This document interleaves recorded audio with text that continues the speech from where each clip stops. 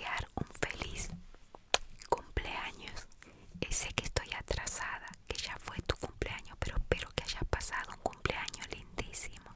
Y disculpa que el saludito llegó tarde. Sebas Alcorta, Génesis, Emma, David, Gaby de los Santos, Franco, Jeffrey, Ferchu, Salo, María Elena Quinto, Viva Cristo, Viva Cristo Rey, F, Carlos CR7, Michael, Jesús Ismael, Gloriana, Lilia Aguado, Paolo, Low. Y un saludo también que no me lo pidió, pero yo se lo quiero mandar a Lisette y sus gatos que miran mis videos con ella, que se llaman Michi y Fede. Y bueno, y un saludo también para Valen. Bueno, el video de hoy se lo voy a dedicar a F, que me pidió que le dedicara un video, y también se lo dedico a Angie Martínez, a ellos dos, este video. Espero que les guste. Así que bueno, un beso enorme para todos ustedes y gracias por seguirme y hacer fuerza conmigo para que este canal suba. Bueno, antes de ir a la historia, quiero recordarles que tienen que suscribirse y activar la campanita de las notificaciones para no perderse ninguno de mis videos. Y si al final de la historia les gusta, denle un me gusta. Bueno, estamos listos.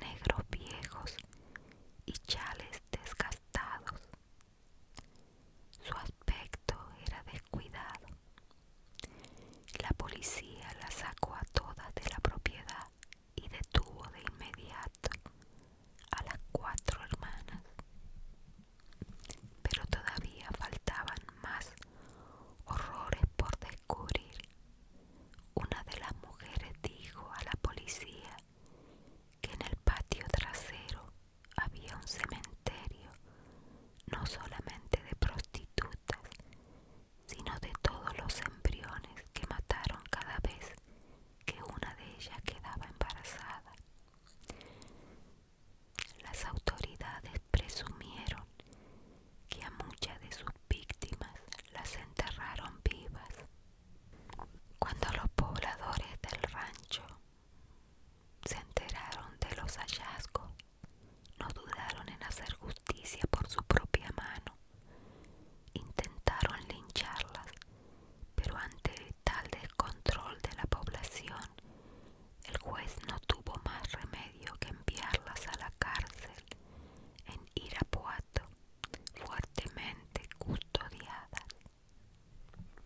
María de Jesús, María del Carmen, María Luisa y Delfina nacieron en San Francisco del Rincón, Guanajuato, y en El Salto, Jalisco, hijas de Bernardina Valenzuela, una fanática religiosa, e Isidro Torres, quien trabajaba en el cuerpo policíaco, en ese entonces bajo el mando de Porfirio Díaz.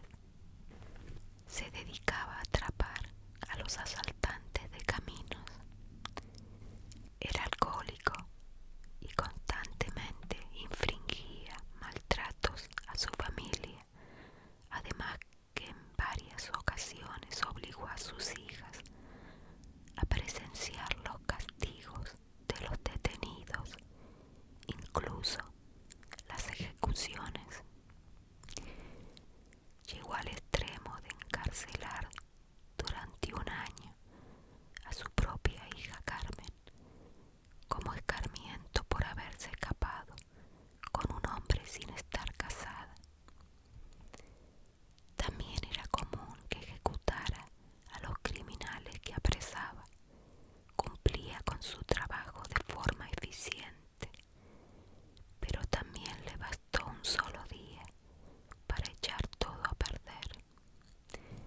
Quiso abusar de su rango y mató a un hombre inocente con el que tenía problemas. Después de ese altercado, Isidro y su familia tuvieron que huir y recomenzar sus vidas en la ciudad de El Salto, donde comenzó a trabajar como arriero.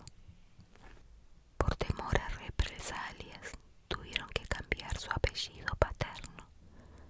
A mediados de los años 30, Delfina, Carmen y María de Jesús consiguieron trabajo como obreras de una fábrica de hilados y tejidos, un trabajo arduo y mal pagado en el que no duraron mucho.